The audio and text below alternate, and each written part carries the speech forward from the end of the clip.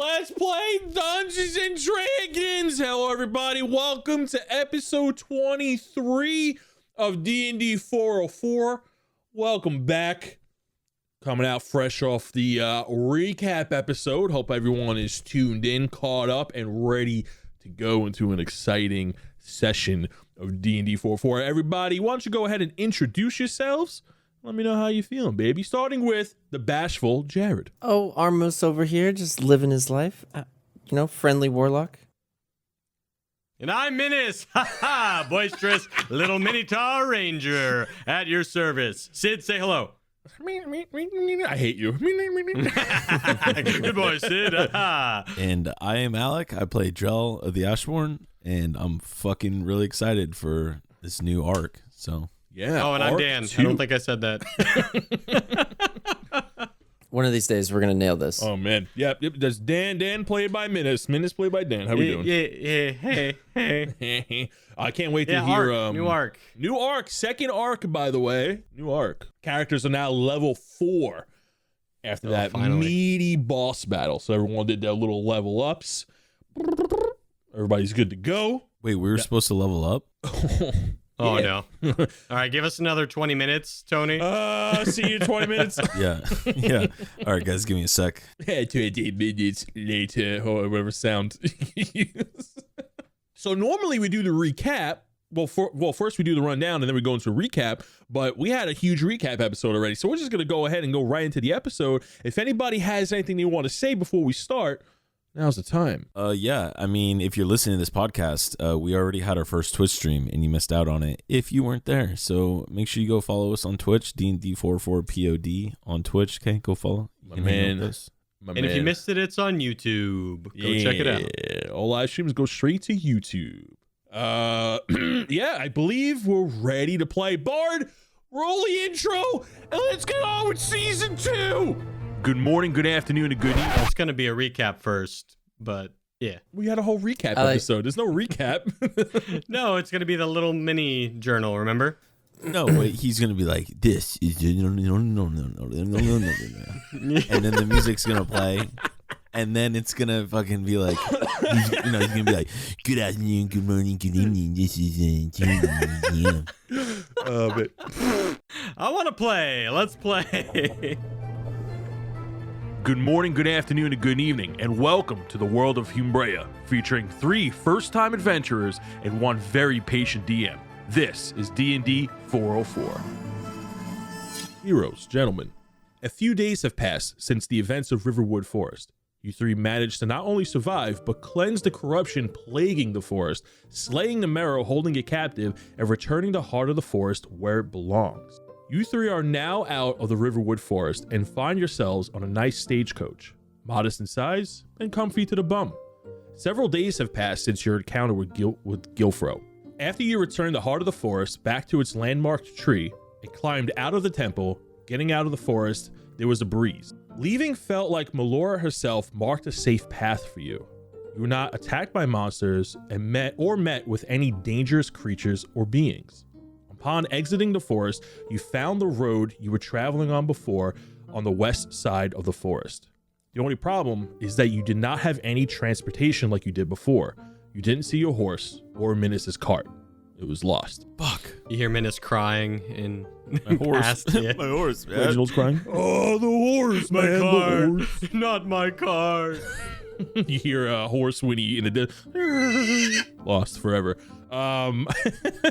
The first few days out of the forest were challenging as you now had to walk what was left of a 7-day carriage ride. Not to mention all of your travel rations and survival equipment were stored in that cart and was never retrieved after you were captured by the Koatoa tribe. However, with Menace being a ranger and Drell and Armos, the 3 of you managed to form 1 functioning brain cell and were able to survive out in the wilds by hunting and gathering. After walking the forest road, it eventually meets with another road that merchants often take. The road Duncan warned you not to take when you started your journey, and on that road you managed to meet a stagecoach on the way to the town of Dillmoore. The stagecoach was also heading to the town of Dillmoore. The carriage driver remembered who you 3 were and when you took care of the bugbear problem a few weeks back and offered you a ride in thanks for helping the town. We now pick up where you three are in a nice carriage not too far from the town of Dillmoore. What's going through you guys' minds right now as you now finally get to relax in this comfy stagecoach after living about 5-6 days out in the wild? I need a shower. Yeah, you guys smell pretty bad. You guys went through a murky, swampy forest. We're inside of a lot of shit, outside of a lot of shit, in sewage water practically. You guys are quite smelly. This guy's gonna have to scrub down the carriage, scrub down the stagecoach after you guys leave. I don't know what you're talking about, Armos. I've been taking baths every single day. You guys haven't been licking yourself? What gives? You forget to lick yourself? What's going on? Reginald, he's like, I hear the licking every night. He's like twitching. He's like, his eye twitches a little bit. It never stops. Drell, how are you feeling? I figured Drell is kind of just like picking shit out of his beard, like twigs and leaves and shit like that. He's just trying to. He's kind of in the same boat as Armos. He's pretty stoked to at least clean off. I don't know if a bath or a shower is probably going to work for him because he's so giant. Well, you're pretty used to this. You grew up in the frigid north. This is like nothing that's too far out of your element outside of weather. It's also summertime now, so it's the first week of summer. So the heat has been a little intense. And he's probably a little bit uncomfortable in the heat as well, just because he is from the north and it's a lot colder up there. Armos is definitely seeing that we're probably going to be near the town, so he's trying to get as presentable as he can. So he's kind of like polishing like the turd that he is at this point because he's so covered in everything. Armos, you want me to give you a little lick down? I could do one real quick. Enough with the licking. Okay, I'm just saying. There he's going on with the licking again. Do you guys not lick yourselves? Is this something I don't know? Why are you being so weird about it? I used to bathe in the blood of the innocent. I literally watched you lick yourself yesterday. A bump in the road alerts you as the sound of wagon wheels rolling on dirt now shift nicely to paved cobblestone road. Looking out of the window with the carriage on the road, the mood changes along with the road. The smooth paved road decorated with sleek red stone line a path to the city town just a mile out. The sound of more wagon, carriages, and horses can be heard outside the stagecoach.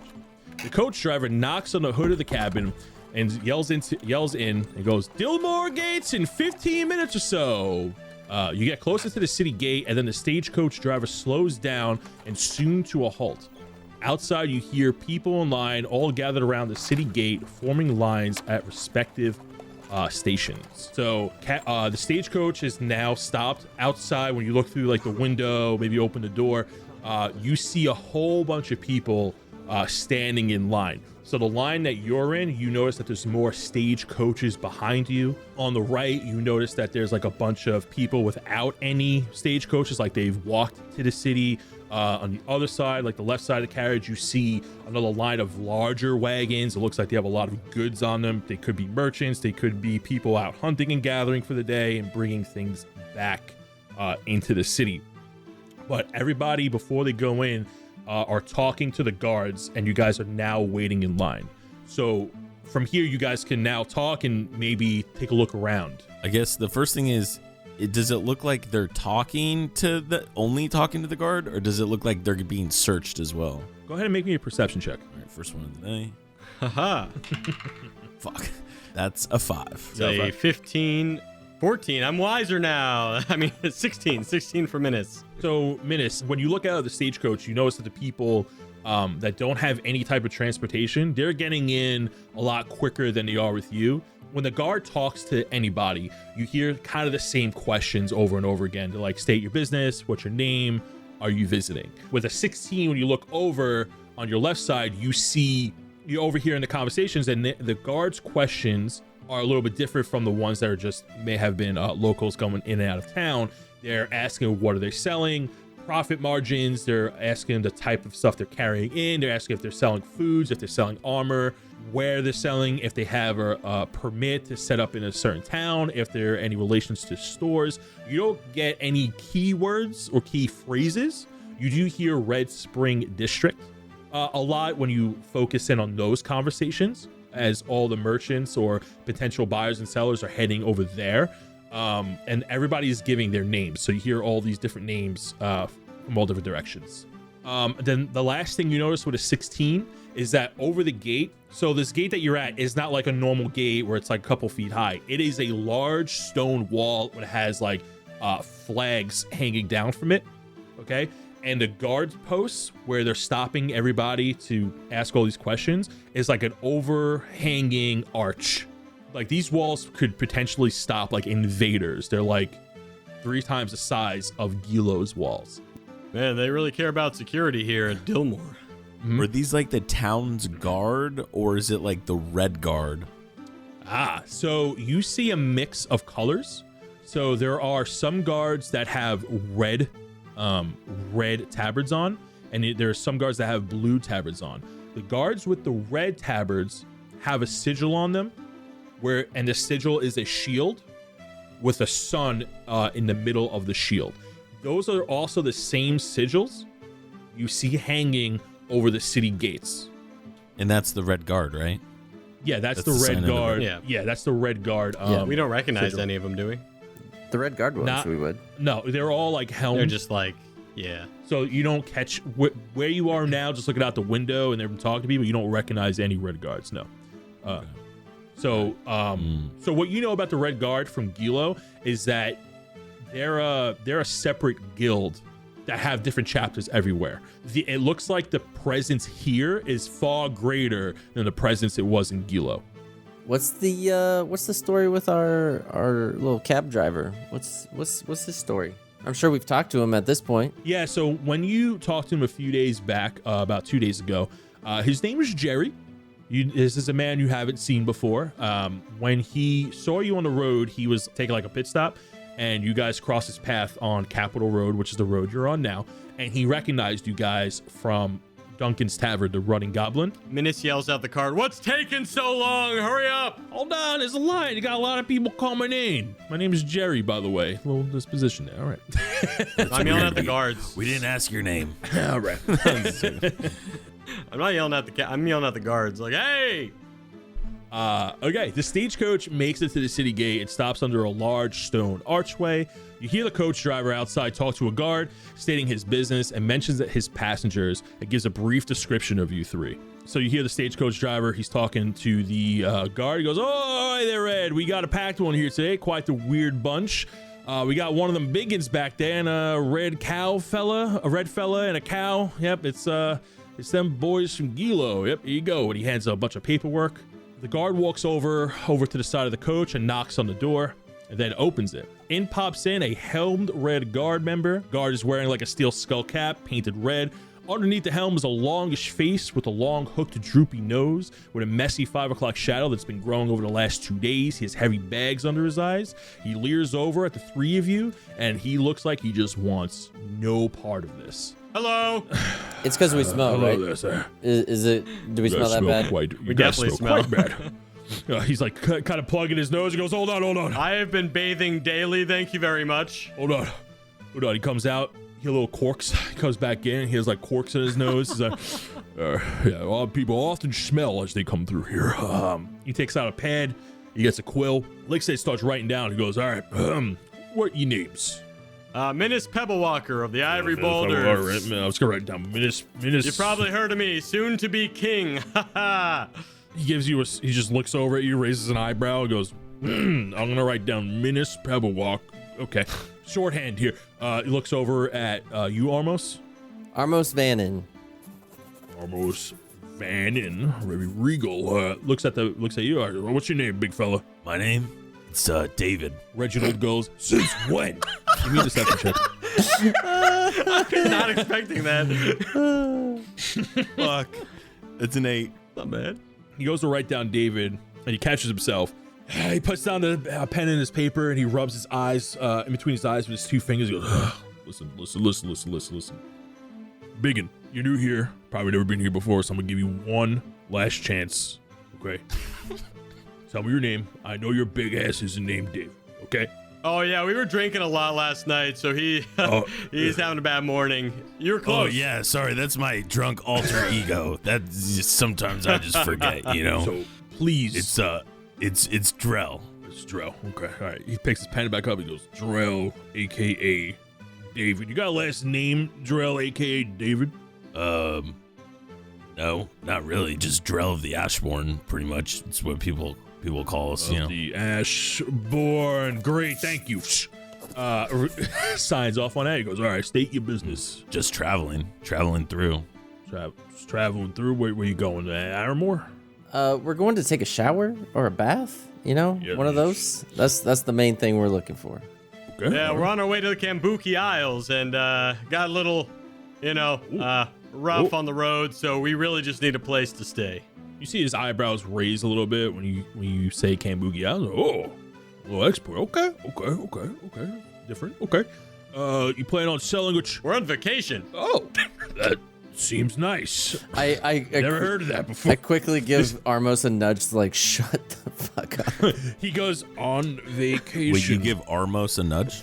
Say that again. Yeah, Minus. I give Minus a Armos gives Minus a nudge to tell him to shut the fuck up. He starts scribbling it on vacation. Must be nice. Yeah, it's spring break. Summer. It's our spring break, Yeah. Mm-hmm. Okay. You plan on selling, trading, a vendor? Are you a vendor? You traveling on behalf of a merchant? You got any merchandise? I'm assuming no. No, we're just excited to see the city. Never been here before. Standard protocol. You understand? Okay. Are ye staying longer than a fortnight? Drell, what does that mean? Sure. Armos, what's Fortnite mean? I don't know. Armos. I think it's some kind of game, right? It's like 4 days, I think. Chess game, I right? don't know. Is this a colloquializer? What is a fortnight, sir? It's about half a full moon's passing. So it's like a week. I don't really know how this works. I don't. It's 2 weeks. 2 weeks. Minus is counting on his hooves. I want to go ahead and say yes. Yes. Sure. Yes. Chalk us down as maybe. Sure. All right. Okay. Making this process a lot harder than it needs to be. I'm just letting you guys know. Okay. Well, you're using weird words. I don't know. Why don't you just ask us if we were going to stay for 2 weeks? Why don't you just say how many days? You'd have to go and say fourth night. He rubs his eyes. Again, he's like scratching underneath his head on the skull cap, and he's like clearly sweaty. It's all red because he hasn't taken it off for hours. Let's have a deep sigh. He goes, all right. You need to learn some rules here before you go in. The rules before you enter. Dillmoore is overseen and protected by the Red Guard in collaboration with the Dillmoore City Guard. All weapons must be bound at all times. Larger weapons must be stored in a safe place at all times unless you have a permit or are leaving the city. All violations of the city will be handled by the city council, meeting judged, juried, and resolution within ye city. If ye understand, ye may proceed. Ye understands. I also I understand. give him a nod. I need you to verbally say it, Yes. sir. Thank you. Ye all have a good day. He shuts the door. He walks over to his guard post, puts the book down. As the stagecoach starts driving, you're able to get like a glimpse in, and he's like just leaning over it, just rubbing his temples. He's like, ugh. As I pass, can I throw him a picture I drew of him, like in a paper airplane form? Sure. Yeah, go ahead. I go, hey, thanks for being real nice to us. We'll see you later. What's your name? And I throw the little paper airplane. He just mumbles something as you pass before he goes, What was that? before you're able to hear it. He goes, "Arr!" The crowd noises eat up his name. Go ahead and give me a persuasion check real quick. Sure. It's a nat pumpkin. And that pumpkin is a nat 20. Nat 20. I use pumpkin dice. You see, right before he fades from the distance, he unfolds the paper airplane. He stretches it out on his desk, and it looks like he's about to hang it up before he cuts from your view. The stagecoach moves through the underpass, and you enter a lively city. You enter through the Capitol Road East District. There's a sign there that says so. A few minutes go by, and the coach stops, and the driver slides a small window open and peers in. He goes, all right, here you go. This is your stop. I have to go check in the coach, attend to Mr. Pudding. The horse neighs in the background when his name is said. You guys get out, and you are now in the city of Dillmoore. Drell wants to try to pet the horse before. Oh God. Oh God. Yeah, animal handling check. This again. Fuck, that's in that one. Oh my God. No way. You walk over, and before you can even make any type of gesture towards it, he just smells your horrific scent and goes to kick you. Fuck. It's just gonna time skip like 30 seconds in the future, and there's a giant like hoof on his, like a giant hoof imprint on his chest as you guys are now walking in the scene. No, that horse is a lot meaner than my horse. I'll show you how to pet a horse next time, Drell. I know you haven't done that a lot. Mr. Pudding can be quite aggressive. All right, I think You guys we need are in the to. city of Dillmoore. Listen, Hey. just What time of day is it? It's about 3 in the afternoon. You know, 3 in the afternoon. Thank a you. late lunch, an early dinner, you would say. So you guys did hear some rules when he said your weapons need to be bound. Okay. Yes. So bounding means like it's your safety's on. So if any sheath weapon is tied to the sheath, so like you need to take like an action to untie the weapon if you were going to use it. So as you look around, you see people like they have swords. They're all sheathed, and all the hilts have like a rope tied to the sheath, so it's not so easily drawn. You don't see any large weapons. So Drell, you have 2 massive weapons. So all the guards are looking at you when you got all your stuff off, but they know you just got in town. So you have a short amount of time to find a place to store these weapons because you can't walk around with them, Even if I like wrap it up. even if you wrap it up. Fuck. If you wrap it up, you could maybe like get a persuasion check if a guard tries to stop you. It would definitely help. Don't get me wrong. But you're not allowed to carry large 2-handed weapons because they can't be bound. Okay. And And then like a giant sword is still gonna hurt even if it's wrapped up because Yeah. it's a huge weapon, right? Me seeing the seeing the guards and giving us looks, I think it's because of me, and I take my hands that are shaped in finger guns and I put them in my pockets to put my weapons away. You see a red guard member, one of the guards on a post. He looks at you and he gives you like a nod. Respect. Like gives you like a little respect. He goes, "Thank you." Yeah. Guys, just give me a perception check real quick. That's a 12. nat 20. 14. Went from nat 1 to nat 20.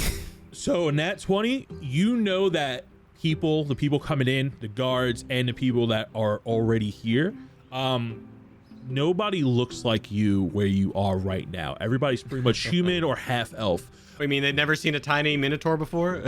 They're looking at you because of how different you look. Like they just see a minotaur walking around. They see an 8-foot guy walking around. And they're definitely staring at Armos because there's no tieflings around at all. There's no general sense of disdain or anything, and the guard members are also looking at you more than any other person coming in. You guys just stick out. You are aware of it. So what do you guys say we find a place to take a shower, maybe like an inn or something we can put up our weapons? I agree with that. And then yeah, I guess we're gonna kind of just look around until we find an inn or see if we can find Yeah, one. that's the first protocol for Well, sure. there's other guards. What if we just ask one of the guards? I don't want the guards to Oh, know good where idea. we're staying. I don't know. It doesn't matter. We can ask guards. Well, yeah. What's the vibe? So where you are right now, when you look at all the buildings, you're currently in the Capitol Road East District. That's the name of it. When you guys walked in, you saw signs going to other districts. All the buildings around you, it's mostly houses. The houses are very well built. They have nice roofs. Nothing is like that. It's all stone. It's pleated. Everything looks well kept. The town that you're in looks more like an up-and-coming city. The streets are way more packed than they were in Gilo. The guard said the trading district was, what did he say, the red district? He said Red Spring. Red Spring District. Yeah. So the further you walk into the town has a general shape of like a T. So as you guys walk through the city, getting a little bit deeper, you do see different signs. You see Capitol Road East District where you are now. You see you see signs for the Upper District, Capitol Road West District, Red Spring Market District, and the Knots, which is south of the town. And then there's one last sign.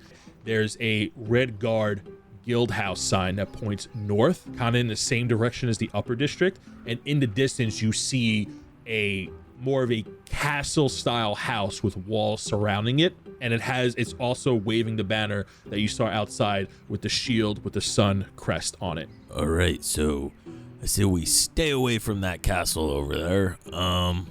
Minus, why don't you go ask a townsperson, maybe like what the best inn in the city is? Okay. And I just walk to the nearest person. Hey, you! And I tug on their pants. Just anybody? Yeah, Random just dude? like the closest person. It's not a guard. That's not a guard. Roll me a random luck check to see what you get. Higher the younger. What? Like the higher you roll, the more youthful the person is and able to talk to you. If you roll like a 1, I'm gonna give you an old person. Oh, great. Is it nat 20 like a baby? I got a 2. Wait, am I getting a help action from Armos? Or No, that means it's an old person. They'll know what they're doing. Yeah. Wait, possibly. wait, Oh, where are you? oh no. You They're walk really up to old. an Hey. elderly person. He has like a giant walking stick. He Oh, has a ripped up wizardish type hat. Comes to a point. Looks very tattered as he's walking through the town. And he feels the tug at his pants. He turns around and goes, "Wait, who did that?" Hey, Minus Pebblewalker. I'm just new here. I'm looking for Pebbles? I don't got any pebbles. He looks around. No, He can't an find inn. you. Looks down. Drell yells to Oh. Minus, not that guy, someone else. And he Someone- does like the whole like neck slicing thing. Has somebody lose their dog? Sorry, There's sir. somebody- Sorry for bothering you. And I move on to the next person. He just looks at you with a long underbite. Okay. Yeah, sorry. so Bye. Oh, I met a talking dog today. That's pleasant. And he continues on his way. I look for someone like middle aged. Yeah, I got it. I just had Yeah. a messy. Oh, of course. So you pull somebody over. Gentleman, you find he's wearing normal clothes. Looks like he's crossing your path, so he's trying to go maybe home or just has some business behind you. He's wearing like finer cloths, and he has like a satchel around his waist, so it looks like he's carrying a bunch of paperwork and things like that. He goes, he looks at you. And he has like a weird look on his face, more confused. He goes, how can I help you there? Excuse me, sir. Don't mind the smell. We've been traveling a while. We just need to know the nearest inn, and I won't bother you no more. Didn't notice the smell until you mentioned it. Okay. I'm sorry, nearest inn? Looks behind him. He points down. You see that the road kind of splits off. The road you're standing on right now is very nice. It's paved very nice. There's like intricate designs in there because you're on Capitol Road. This road leads all the way to the city of Aramore that you know about. And there's like another road that's still nicely made, but it's not as nice as Capitol Road, and it veers off and goes deeper into the city. Yeah, so if you go just go make a left over here, follow that road, you'll get into the Red Spring district, and there's a whole bunch of taverns there. This guy is carrying lots of books. He has like a satchel that's like holds books and papers in it. Oh, you look really smart. Are you like a librarian, like a magic person?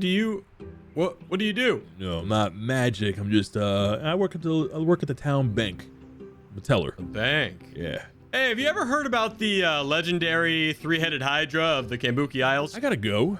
So you three have a nice day. Oh, okay. He starts to move the second you start talking about hydras. Cool. We'll catch you later. Yeah. Minus, by the way, nice to meet got you. it. Yep. What was your Likewise. okay. Okay. Bye. Cool. Bye. And Cool. he brushes past you and walks away. All right. Yeah. So he points. He leads you towards the Red District area. Yeah, we all head that way and probably just get the closest in. You guys are walking through town. You guys are starting to notice that the environment does change as you take the path that he mentioned. So the buildings that were very nice quickly shift as you head into the Red Spring district. The buildings are still nice, but they're more modest and humble than the area you were just in. The buildings look more worn. The wood is a little bit more aged. Nothing looks destroyed or run down, but they definitely have that used feeling. And now it's a little more busier because people are still walking and buying. So now you're seeing all these fruit vendors. You're hearing blacksmith hammers in the distance. Drell, as you're walking through, somebody hits like the edge of your large sword. He goes, "Oh, would you put that Yeah, thing I'm away?" fucking trying, buddy. Flips you off. Reginald yells, "Kick his ass, Drell." So now you're kind of in like the town square. The stores branch out down different blocks and streets. There are a couple of towers that are surrounding the main square. They look really nice. They look like they have several stories to them. You see one kind of like dead center in the middle. That looks like it's a 5-story tavern. And the name is the Golden Castle and Chalice. You see another one across the way that isn't quite as tall. That one's called the Mighty Goblin Inn. And then there's a third one there, a little further down. That one's only 2 stories, and it's between the fire and the place. Well, you know what? Armos, your choice. Which one are we staying Fire in at? place. All right, sounds good. Drell slowly. You gonna go between the fire and the place? Drell slowly walks towards the goblin. Drell, what? I think the one Armos said is this way. Oh, you guys wanted to like stay together. Okay, and he like follows. Oh, I mean, you can. No, it's cool. I mean, we've just been together for, I don't know. He kind of Few kicks weeks him. now. He kicks a pebble awkwardly. So those 3 taverns that are right there, you can clearly tell like there's super high end, there's medium end, and then there's low end, and you guys just chose the low end. Yeah, it's where we thrive. Yeah, I'm down for that one. Okay. I mean, hey, Drell, if you want to go do that, we'll go get washed up and then meet you back here at the shop. No, it's cool. I'll just tag along with you guys. Look, if you It's want to all be good. bougie, go be bougie. It's cool. And no, Drill just follows up and like, starts walking towards him. Okay. Yeah. So you guys make your way through the crowd and you walk inside the tavern. The tavern looks, although for being considered the low end by its size, it still looks pretty nice. It looks like it's comfy chairs, a lot of benches, several tables. There are people enjoying an early dinner there. The bartender notices you guys walking in and hails you guys over. He goes, "Oh, we got some 3 weird ones today, huh? Interesting characters. Come on over. Maybe we can set you up. What are you guys looking for? Here to eat? Here to have a snack? How can I help you, gentlemen?" We need to get washed up, and then we're gonna do all those things. Smells. He goes, "Oh, I charge for soap here. I'm gonna be honest with you. Soap is a little extra." Yeah, we're gonna need most of it. Okay. How long you 3 plan on staying? A fortnight. Yeah, it's a fork night. A fortnight. Okay, so No, actually, maybe like a few days. Yeah. Yeah, maybe only 4 days. A fortnight might be too long. you guys want a room with a bath? You want one of the better rooms, right? You guys want a personal bath, or you want to go use the town bath? Do you have any here? rooms with more than one room? Are you looking for like a suite? Yeah, like a suite or something, Yeah, we got a suite. It's a bigger room. It's got a really big bed. It's got a couple chairs in there, room to stretch. Yeah, we'll take that one. You want the room with the really big bed and a couple couches in there? Yeah. Okay. Well, how much does it cost? The luxury room, or the penthouse suite as we call it here, really high. It's going to run you about 6 gold a night. Perfect. It has its own private bath. It'll fit the 3 Drill of you already just put about 18 gold down on the table. fine. Okay, so how we do it here is that you pay as you use. Okay, then he gives him 6. So I'll take the 6 gold up front. Yeah, then he takes the 12 back. All right, so go ahead and make yourself comfortable. It'll be on the 2nd floor, all the way down the hall, on your left. He hands you guys a key. He goes, comes with complimentary breakfast. I'm trying a new thing. It's called the Continental Breakfast. Hope it catches on. What does that mean? It's a free breakfast. You get some oats. That means like it's as big as a country? Or a continent? Wait, it's free for the continent? Yeah. Yeah, which continent do I need to be from to eat it? Home is where the heart is. All right. He turns around from the awkward conversation. He goes, breakfast is free in the morning. Hey. Feel free to come by. Oh, free breakfast. Oh, that guy is kind of weird, huh, guys? This episode should just be called Annoying Tony with Dumb Questions. Oh, gentlemen, and if you boys are interested, we got a bard coming in tonight. Should be a fun time. We're expecting a big crowd, a lot of drinking. Should be a fun time. So they sing a lot, huh? Oh, they sing, they dance. Sometimes they put on a show. They'll tickle you for an extra. I've already slinked out of the conversation and have already started to head up and starting to try to. I'm already knee deep in water, washing my stuff off. Okay. All right, so you guys got a nice, luxurious room here. The room is pretty big. It'll accommodate the 3 of you. It has a really big bed. It has a twin-sized bed in the corner, and it has a few couches. It also has its own fireplace and an area for you to take a bath in. The rugs are like various animal pelts. There's a big bear one right in front of the fireplace, in front of the couch. Very comfortable room. So you guys will get, if you guys sleep here, you'll definitely get like a well-rested bonus tomorrow. Yeah, I definitely have Armos teach me how to take a bath for the first time. I've never done that before. Yeah, I kind of hose him off like a dog. like trying to, you know what I mean? Oh, this is weird. Oh, what are these bubbles, Armos? I get some of that extra money shampoo. They're attacking me. Armos, the bubbles are attacking me. There's a big chunk of soap on like on a table. Is it like in the hotels how like if you eat at the mini fridge, it like tells you that you're gonna be charged extra? So it's like if you use soap, you'll be charged extra. Like, yeah, there's Sign on a a nail. well-stocked mini bar in the room. There's a little like crystal there that goes ding every time you take something out. Amazing. I shake myself off like in the room, like. So you guys are washed up. You take some time to make sure you're decent and everything. What are you guys wearing? Like, are you guys carrying anything with you? Like weapons and things like that, stuff you may not want to be seen. Let me know what you're wearing. Are you guys wearing your armor? My hands are still in my pocket while wearing my casual clothes, holstering my guns. Oh, so this is a good lull. So those items that you found in the cave, I can tell you what they do now. Oh, yay. So you guys had time to evaluate all your equipment.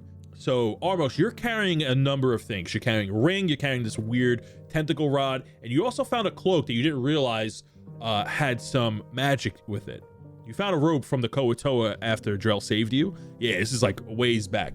So we'll start off with the tentacle rod first, which is the name of it. Of course, you're starting with the tentacle rod. Of course, man. Because Like, we didn't have Listen, enough tentacles. guys, Why not take yeah, one we- for we- ourselves through Gotta- the rest of gotta our fit journey? the tentacles in This per stuff- episode, guys. this stuff is the ring and the rod are attuned to you. You get 3 slots Ring.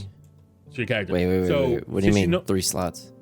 So every character standard gets 3 attunement slots. Gotcha. This rod is a magic weapon that ends in 3 rubbery tentacles. While holding the rod, you can use an action to direct each tentacle to attack the creature you see within 15 feet of you. Each tentacle makes a melee attack with a +9 bonus on a hit. The tentacle deals 1d6 bludgeoning damage. If you hit a target with all 3 tentacles, it must make a DC 15 Constitution saving throw. On a failure, the creature's speed is halved and it has disadvantage on dexterity saving throws, and it can't use reactions for 1 minute. The ring you got is the Ring of Jumping. While wearing this ring, you can cast a jump spell as a bonus action at will, but you can only target yourself. And the robe that you found a long time ago Hey. is the Robe of Useful Items. This robe has cloth patches and various shapes and colors covering it. While wearing the robe, you can use an action to detach one of the patches, causing it to become an object or creature it represents. Once the last patch is removed, the robe becomes an ordinary garment. The robe has 2 of each of the following patches, and I'll send you that list in just a second. I got it.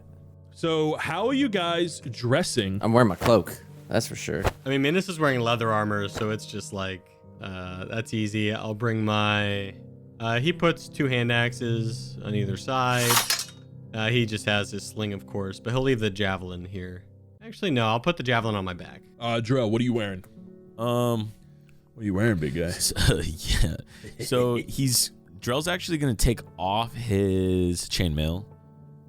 So he's just gonna kind of go shirtless. He's gonna be wearing like Whoa! yeah, he's gonna be wearing like pants, boots, and then he's gonna keep his cloak on just to kind of like, I don't know, hide his dagger that's gonna be on his like back of, because he always keeps that dagger on his back of his waist. Yeah. So he's gonna just like keep the cloak to like cover that.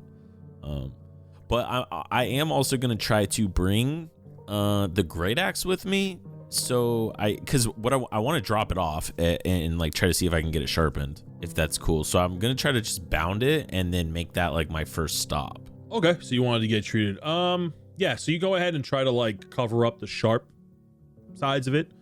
And you think that's pretty suffice? Sure. So all this, how much time has passed? Because we got here and you said it was like 3, so it's probably like About an hour has passed right now. Okay.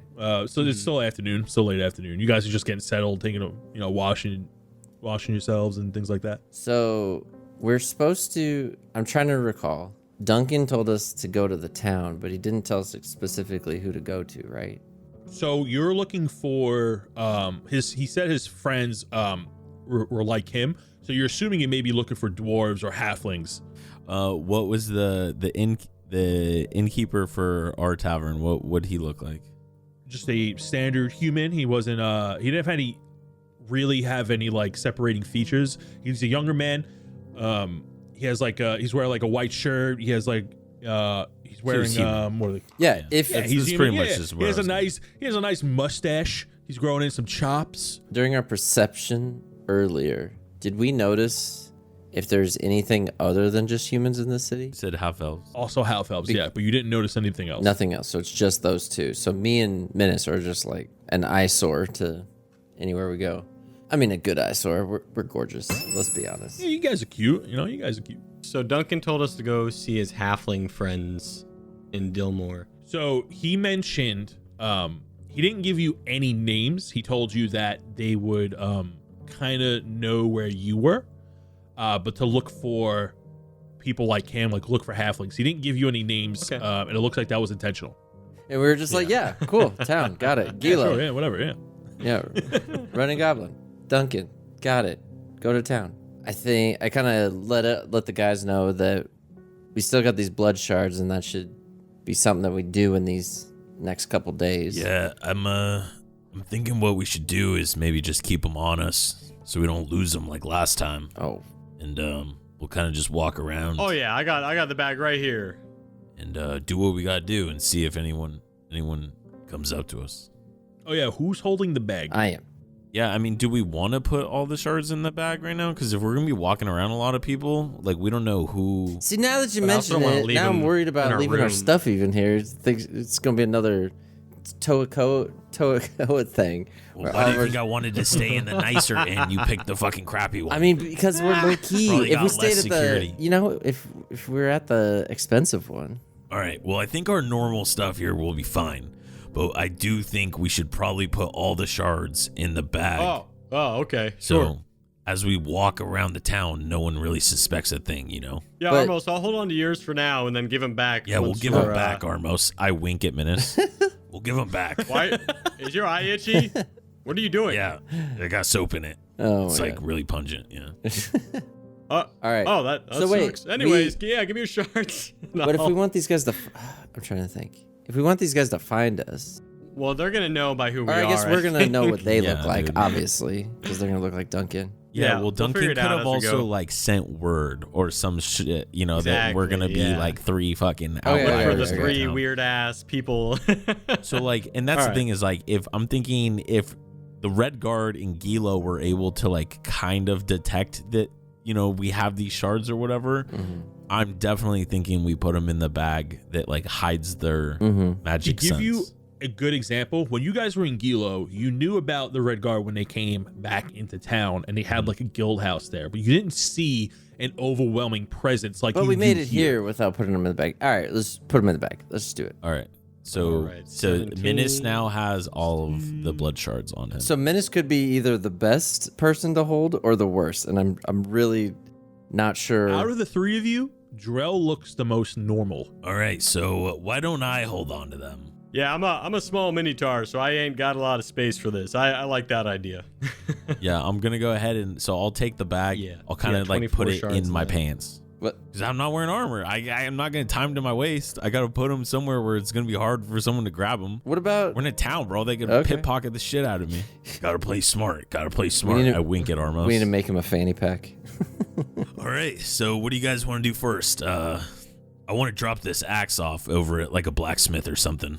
All right, so let's go down, get a drink, talk to the what's his name, Munson, Why don't we do that later? No, like, no. like at night. because we can ask him where people. Day's long, Armos. Yeah, we just walk we can around. pick up some stuff, come back here. Well, because when we're walking also, that guy around, was kinda we can weird. get some, get some vibes on where it is in case we got to go there later. Or what is? do you wanna do that, and we'll meet you at the blacksmith?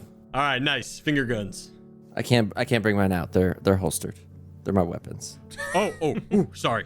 I look Almost around just all walking around sheepishly. like his like he's in a zoot suit with his hands in his pocket, walking with his hips.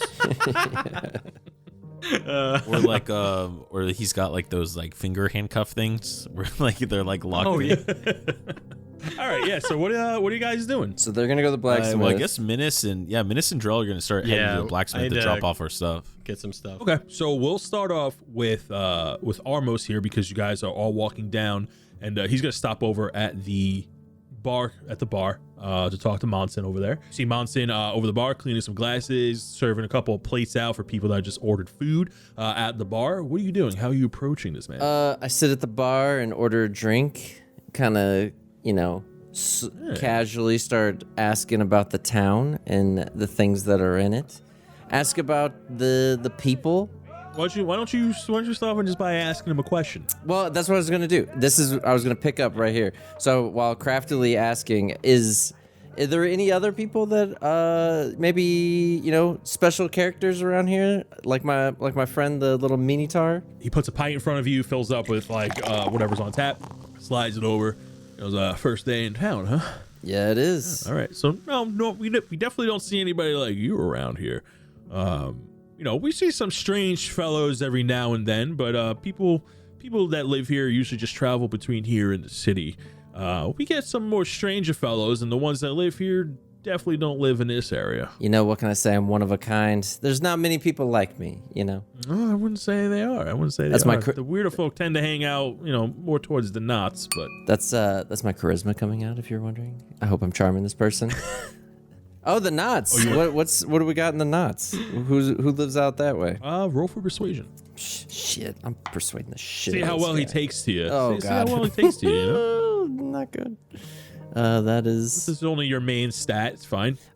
So 3 and then plus 5, so 8. Your transition wasn't as smooth as you thought it was, and you're like, first time in town. What's with the people? One of those. Yeah. Wasn't as smooth as you thought it was. He looks at you, goes, gives you like a side eye. He's like, well, the ones that stand out don't tend to hang around this area. They lean more towards the knots. Where's the knots? I hear it's to the south side of the town, but who all lives there? Well, you really don't want to go there if I were you. That's like leans in as some of the people may have people that are there maybe from there. He goes, those are like more like the farming areas, blue collar workers. He leans in. He's like, the misfits. It's not really well guarded down there. It's low income housing, Gotcha. What about the other districts? What could we expect to see in those? Well, the closer you get to Upper District, the nicer the town gets. I mean, Red Spring is where it's at. You get all walks of life here. You get some people from the Knots. You get some people from Upper District. This is where all the business happens. Wow, you looking for somebody? What's your deal? No, just looking at the area, trying to get an idea of who's what. I casually sip my drink, wait for him to kind of respond and to see where the conversation's laying with him. If you're trying to look around, the Knots is like the rough part of town, okay? They can't seem to quite get, a lot of crime happens down there. So, well, tell me about these other districts then. So, obviously Upper, it sounds like that's the that's high class. Okay. All right, so clearly you're new here. You're not from around here, and I'm assuming you've never been to. So, we're the closest thing to the city of Aramore here, okay? Where you came in through the East District, I'm assuming? Yes, I did. So you got your East and West districts. They surround the Upper District on either side. Those are like more your modest folk, your upstanding folks, your hard workers. They tend to run the shops, the stores, businesses, and work for businesses, but in higher paid positions. And then everyone in the Upper District, well, they own all the businesses here. This is not my establishment. I just work for the guy. So he tells me about middle class, upper class, and then I ask him about that castle with the sun sigil. Oh, that's the guild house for the Red Guard. It's the Red Guard guild house. It's the Dillmoore charter. What do they do in that castle? That's where like all the Red Guard members stay. He gives you like a weird look, like how do you not know that? I'm new here, obviously. Look at me. I don't belong here. Tell me some stuff. Are you new to South Trillis? So yeah. This is what.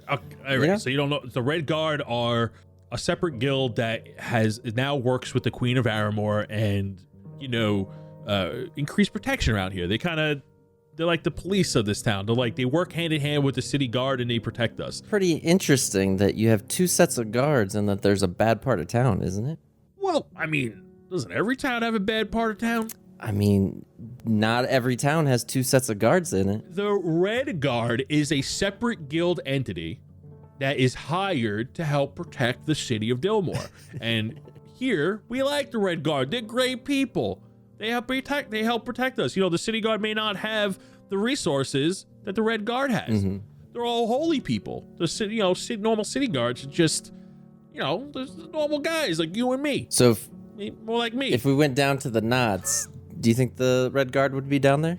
They'll definitely be there. All right. So I'm the weirdest individual, obviously. You seem to be stammering a little just talking to me. There's no other weird individuals that come through here? Maybe live here? You know what? You know what? Just earlier this morning, before you came in for breakfast, I saw another red horned fellow with a strange black cloak sit down and order himself a beer. You remember a name? No, that didn't happen. No. Yeah. Disappointed look on my face. He got me on that one. So I let him go on his way, you know, handling the other drinks, and because it doesn't seem like I'm gonna get the answers I want out of him. Yeah, he goes to the other end of the bar, starting to take more. He's like, "Oh, your buddy Monson he's a popular guy." He starts filling up people's drinks and everything. He still have to cheer a little bit. Miss Drill, how we doing? You guys are looking for a blacksmith? Mm-hmm. Okay. Oh, I'm excited, Drell. I've needed to stock up for a while. I'm missing some stuff. Yeah, I actually have no throwing axes, so, you know, definitely. I gonna only need some. have 2. Hey everybody, real quick before we continue the episode, we had to cut out the next section only because Minus and Drell go on a little shopping spree. If you want to listen to the shopping spree, you can check it out on the Patreon. You can hear the whole shopping episode there. But the only thing to really take away is that Minus buys some swords and Drell sharpens his axe. There's no story progression. There's no story key elements here. It's just a shopping episode. And now we're going to pick back up where Armos meets up with Drell and Minus. And I have almost no money now. Okay. Dro, is there anything else? No, Are you I guys think still that's- looking for? You guys still looking around? What do you guys do? Well, I was going to, but I don't have that much gold anymore, so no, I'm not. I'm gonna look at Minutes and go, so I was gonna look for, you know, some health potions or maybe like some armor, but at this point, I need to save this gold for food. Yeah, I have 4 gold pieces Yeah, left. I need So, at least a few ales before we leave, so. I was thinking the same thing, buddy. And then I like to think that Drell and I kind of like stand really awkwardly while we wait for Armos, because we told him we'd wait here. We're like, so how's the weather in the mountains? You guys sitting there with your bundles of weapons and Yeah, just I'm still holding it like in my arms. awkwardly. What's mountain weather like? Oh, well, I'm from the mountains. It's probably the same. Yeah, you know, sometimes got a girlfriend? it's good, sometimes it's bad. How's the love life? You got like a girlfriend back home, or? Oh, no, you know, just nothing's really worked out, you know. I'm just kind of like rocking back and forth waiting. Like, it's like super awkward. Like we expected to do so much more, but it's like we just don't have the money to do it. So we're just going to kind of just stand around and wait. So We've never had a heart. The two of us have never had a heart to heart yet. So go for it. It's like cool. Yeah. What about what's your you? dad Yeah. like? I don't know. Dead. What about yours?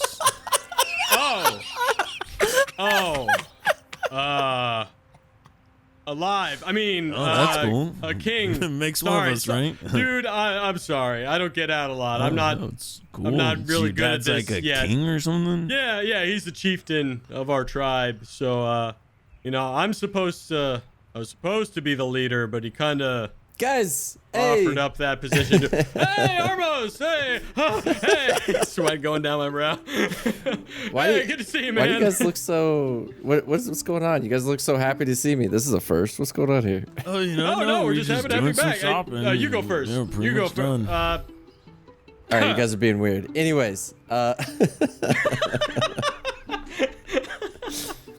It's good. It's a good thing one of us has charisma.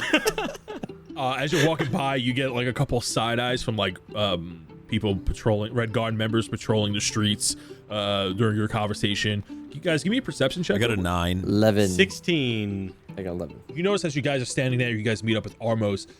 People are giving you some looks as you guys are like talking amongst yourselves. You get this eerie feeling that like you might be being watched, but you're not sure from like which direction. Do I see any halflings around? You do not see any halflings around. You just know that you're in the center of somebody's attention. As we're feeling this kind of weird, whatever, I start kind of filling them in. So I kind of let them know that, like, for me and Minus, it seems like it's a little awkward here. When I brought up things might, are we going to be kind of alluding to, is it okay if we're going to be safe here? He kind of kept telling us not to go down to the south part of town. And that me and Minus should kind of be a little bit more careful than Drell. Bad part of town. Yeah, so the knots. He kept telling us that we don't want to go there because we'll probably get mugged. Although there's 2 sets of guards in this town, it's a little weird. You didn't ask like awkward questions, right? That could have brought attention to us. No, not at all. No. You didn't try to pry them out of anything. I mean, I'm this bright red, beautiful beast of a man. Like, of course we got eyes on us. No, but I meant like. Do you see these horns? Yeah, you're a red guy that's all of a sudden asking a bunch of questions. That's my point. You didn't ask too many questions, right? No, I was just having a beer casually, just, asking. Wait, how many questions is too many questions? You hit that limit every conversation. Is there a number? Yes. Yep. Me? Why didn't you tell me? You If I've already been hit doing the max this, number of questions in this conversation. How many was it? What's the number? He's like panicking. As you guys are talking, you hear an uproar from the square, just 1 block over, as people going, yeah, like making sounds of disgust. As you guys like peer around the corner, you see 2 red guards members pulling away like an old guy. He's just like yelling nonsensical gibberish. He's like, the morning will bleed red. He got like this crazy cracked laugh as he's like howling and cackling into the air. He's like, he looks very disheveled. He's like this torn robe. He only has 1 shoe on. He's like this very disheveled beard. He's bald, and he's like, the morning will bleed red again. It's coming again.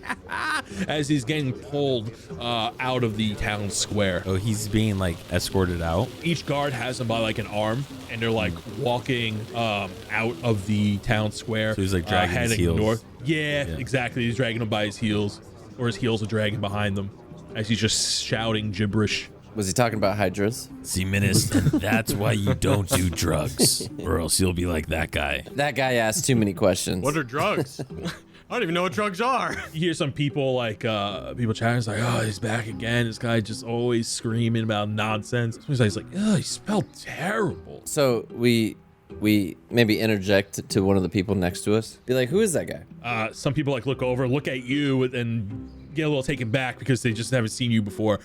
Someone like you before. Yeah, that's like old crazy Henry. He just gets on like these tirades. He starts screaming like the stuff at the top of his lungs, and he's like some guy from the Knots or whatever. What kind of crazy stuff does he say? Blood red mornings. I don't know. We just kind of pay no mind to him. How long has he been doing this? A couple of weeks now. You see like a woman come over, kind of pull the guy where he's like, we gotta go, honey, we gotta get out of here, trying to pull him away from you. I crouch down to Menace. You see that? That's discrimination. Oh. You scared him off. Wait, I didn't even. I was looking at the old what? You guys want to follow him? I think we follow him. Yeah. Everyone give me a stealth check as you try to blend in with the crowd. And 19. I got a nat 1.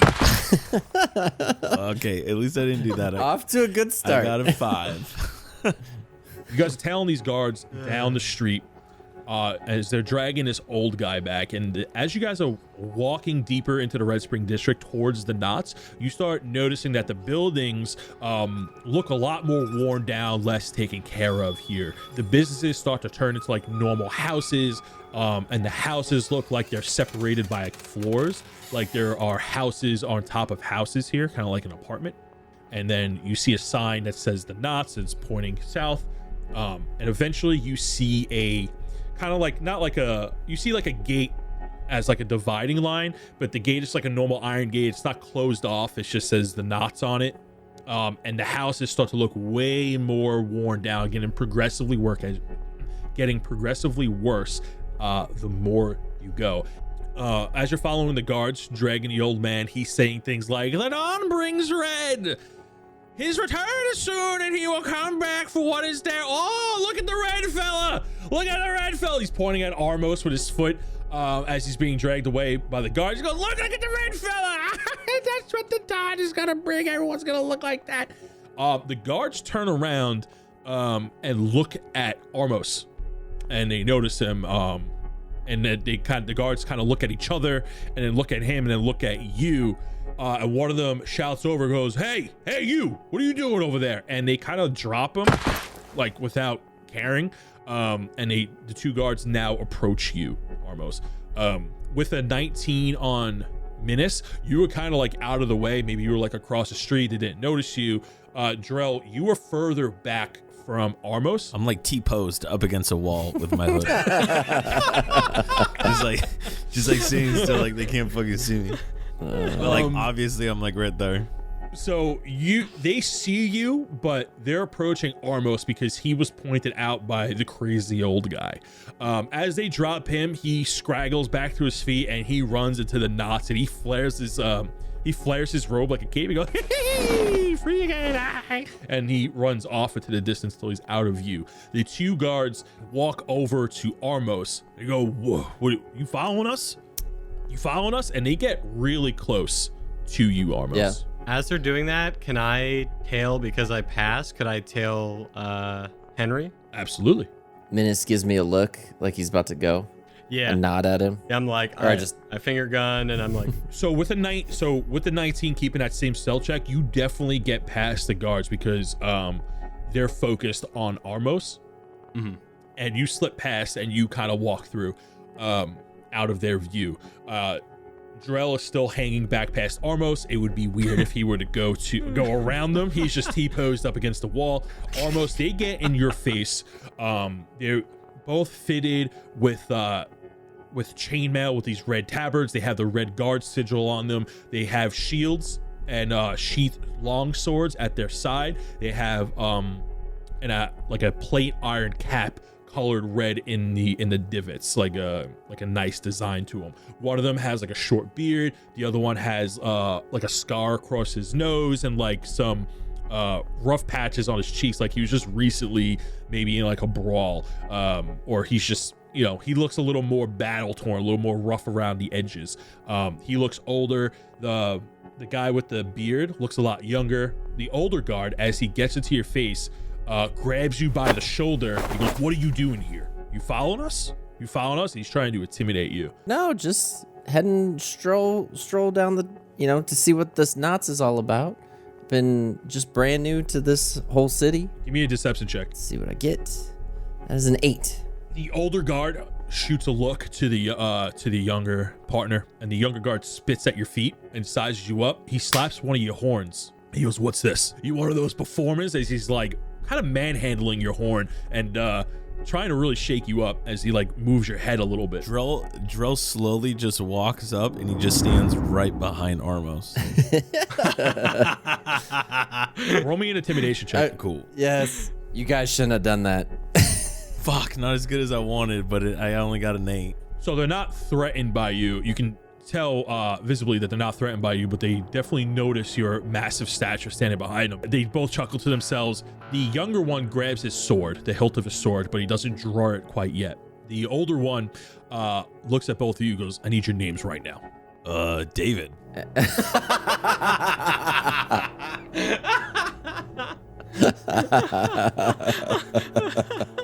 While you're we're gonna put a pin in right there. We're gonna go to Menace.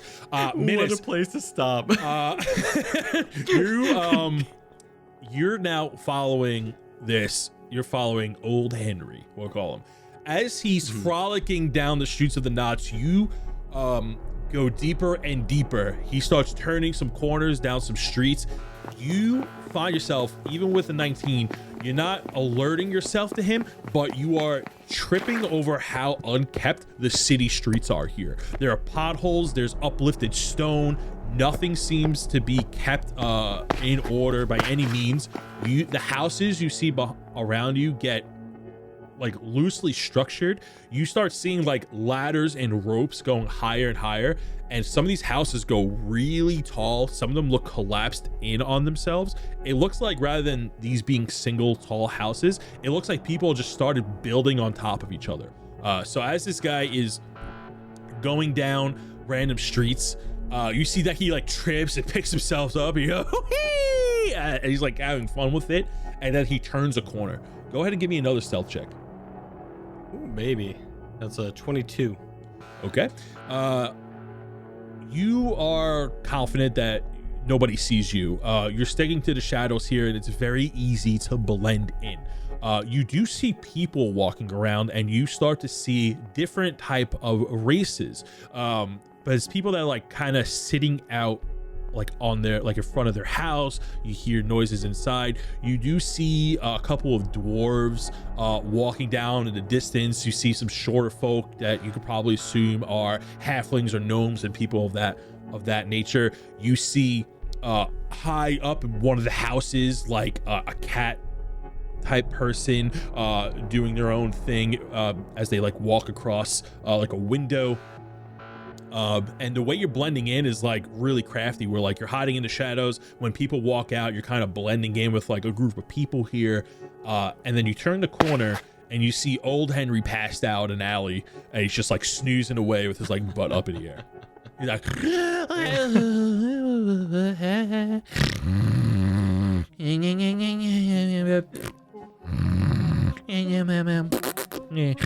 he has like a big snot bubble, and he's just like passed out. Yeah. In my head, in Minus's head, it felt like this very epic moment to then just turn to this was kind of like, okay. That's anticlimactic. I walk over. Is there anything noticeable on his person? Give me an investigation check. 3. You don't find anything of value on him. It looks like he doesn't even have any money on him. You do notice that like on his chest is like a blacked out tattoo. So it looks like he had a marking on his chest, and then it looks like it was like cut out or marked over with more ink to hide whatever was originally there. He also looks very cut up, beat up. He has like a lot of scars all over his body, scars across his face. He has like one across his eye. He's not missing any limbs or anything like that, but you can tell that like he's just been through it. All right. First, I look around to see if anybody's kind of like looking for me or looking at me, and then if all you looks notice good, here that nobody's looking at you. People are walking by. people just don't care. It seems that like whatever you're doing is not weird here. Yeah, I just give him a little kick on the ass. He farts a little bit. He doesn't wake up. No. I kick him over, and I kind of like back of my hand, like slap him a few times on the face. Hey, buddy. Hey. You get slapped. Oh, if you're gonna be rough, that's gonna cost extra. You see his eyes are like very droopy. He looks very drunk. He's very drunk demeanor. I want to talk to him. Oh, it's my old doggy. How you doing? He scratches your chin. No, not your dog, buddy. Not your dog. I miss my dog. Is he awake now, or is he? As far as you can tell. All right. Hey, buddy. Minus, Pebble Walker of the Ivory Boulders. What was my dog's name? Yeah, I'm back to have a chat with you, your favorite pal. Ooh, he gives you a big old hug, and he leans back. He goes, what's up, man? How you been? What's up? Yeah, it's a good thing you have speak with animals so you can talk to me again. Oh, yep. So tell me, what were some of those weird dreams you were having, buddy? I forgot you had those. Oh, his eyes like go wide. He's like, oh, the dreams. Oh, red, the dawn will bring the red again. Ooh, lots of red people walking around, big nasty teeth, eating all the sandwiches. He leans in closer and he puts his hand over his mouth like he's whispering you a secret. The sandwiches are people. Sniffs your ear. I'm writing all this down. Kind of like as I'm writing my journal, like kind of leaning away from him as he's doing these things, like, sandwiches are people. Got it. He's like waiting for you to finish, and his head's like tilted to the side. He's like a big smile, just like looking at you. Big goofy guy. He's a very old dude, very old guy, has wrinkles and everything. He looks like a combination of like he's clearly not all there. Might have like some, by the way he's speaking, he's like either drunk, dementia, or both. All right, I got a couple questions for you still. Buddy, your dog just asking you normal questions. Oh, they're completely normal. Yeah, just another day. Yeah, what do those dreams mean? What is the red again? What will the dawn be? You ever have jelly? Yes. Well, the world will have a lot of jelly in it. He leans in again, sniffs your ear, goes, the jelly is a parabola for blood. Does that in your ear like really loud, like, and leans back again. Sid, at this point, Sid's probably like pushing him back from my shoulder. I think this is like pointless. At this point, I'm just like, I'm not getting anywhere with this. So I ask him one last thing. Hey, buddy, you remember all of our halfling friends we used to have? Where can I find some cool halfling friends? Oh, you can find them everywhere. You got half over here, you got half over there. All right, buddy. Unfortunately, the speak with animals spell is oh man, it's wearing off. So I'm gonna have to head out, buddy, and I'm gonna go catch the newspaper for you. Somebody like yells out from above, like, keep that damn dog down. Slams the window breaks and falls down the alley next to you. Great. Guys, I'm gonna go fetch you the daily newspaper and I'll be right back. I'll see you later, woof. Miss Pebble Walker. Yep. Bye. Miss Pebble Walker, I'll see you later. As I'm walking back towards my friends, I am gonna kind of look out to see if there are any halflings that are eyeing me up. Given the commotion, go ahead and give me an insight check, actually. Ooh, baby, that's a 19. Perception, my insight? bad. So it would be perception, my bad, not insight, because you're not looking at someone. Yeah, so 19 perception, what, 22? 21. 21. So you definitely see like people looking at you weird because he was just howling. People like looking out from like the windows and like taking a look at you, and like people just spitting and like whatever they're doing or like returning. You got a guy like chewing tobacco over there. Go, that's the weirdest dog I've ever seen.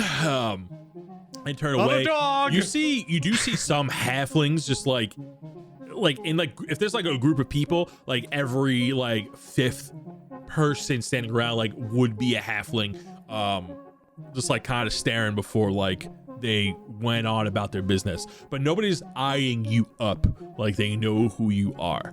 All right, so as I make my way back, of course, I was just perusing to see if any of Duncan's friends were noticing me. Okay. But I'm working my way back to them to see if they're okay. Okay. Yep. So you start walking your way back. We're not gonna pick up with Drell and Armos. Armos, what were you about to say when we left off? I said you shouldn't have done that. The old one looks at you, looks back up at Drell, and looks back at you, goes, is that a threat? Can I look around to see if how many people are around us? Yeah, give me a perception check. Okay. 17. Yeah, there are people watching the altercation. Because you're so close to, you're at the Knott's entrance pretty much. It's like people like the other side of the gate, like there's like a bunch of houses around you. Now that there's commotion, they're like stopping and just like watching from like a couple feet back just to see what happens. So like not a lot of guards, right? There's only those two right now. The younger one notices that people are watching now. And puts his sword back in the sheath. You overhear some people like whispering among themselves, placing bets like, I bet you the big guy swings. There's another group of people that are like, they're pulling this shit again. I'm not back yet. You're on your way back. You're seeing the altercation, but you're not quite close enough to interject just yet. And you hear a final group of people go like, they're always pulling this shit here. I use my racial talent, and I cause tremors on the ground to start forming as I tell him to back off in an attempt to intimidate him. And as he does that, Drell goes, sneak attack, and he headbutts the old guy.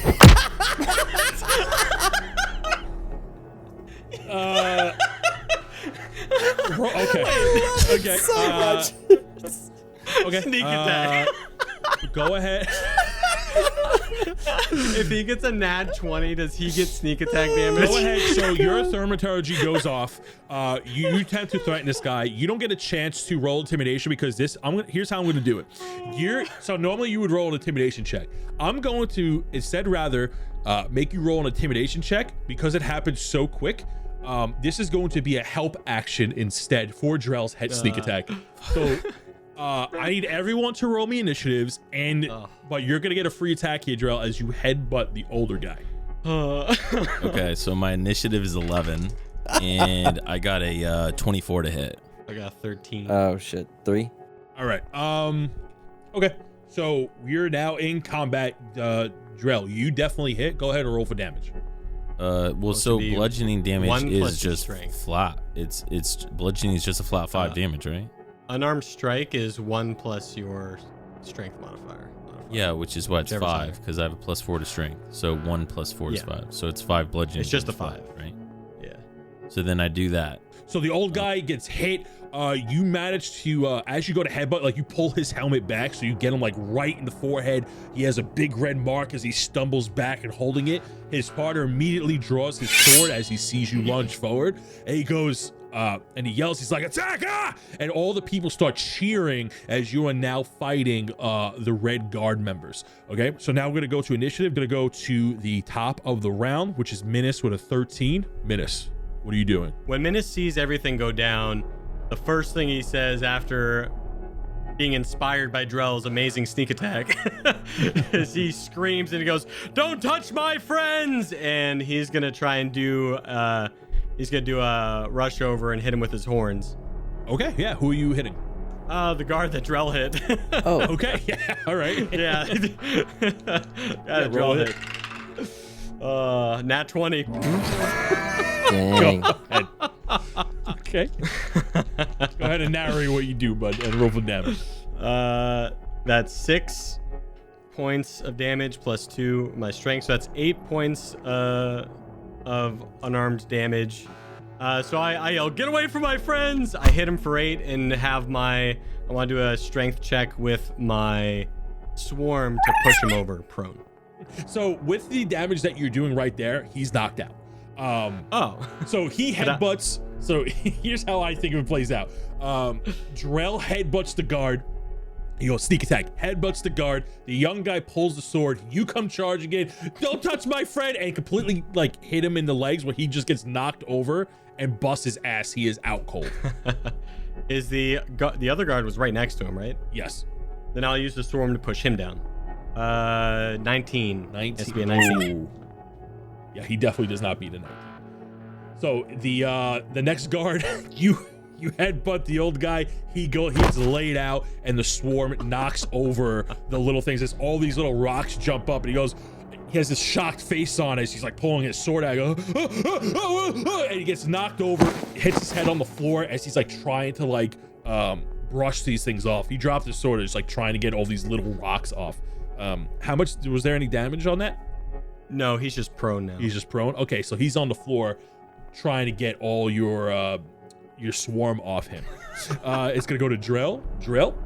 Yeah, I'll just walk up and I'll just fucking kick him in the face. Given the situation that he's in, he's prone and currently being held out by his swarm. You three can gang up on him. These are not particularly like really strong guards or anything. You can like knock him out. So you could choose to like knock him out here or just like restrain him. What would you like to do? I'm just gonna knock him out. I'm kicking him in the face. Put your boot to his face and he is out, laid out. You see everyone around you goes, "Yeah!" And they're all like really happy and cheering. It's like, "Forget those guys." And they're now getting spit on by all these people walking by. One of them pats you on the shoulder, Drell. You see a couple of people like laughing at Minas and what he did. They thought it was great. So they're like kind of swarming you guys. We're like, "That's awesome." Yeah, show it to those guys. You do hear from the distance that like more people are coming over to kind of hear the commotion.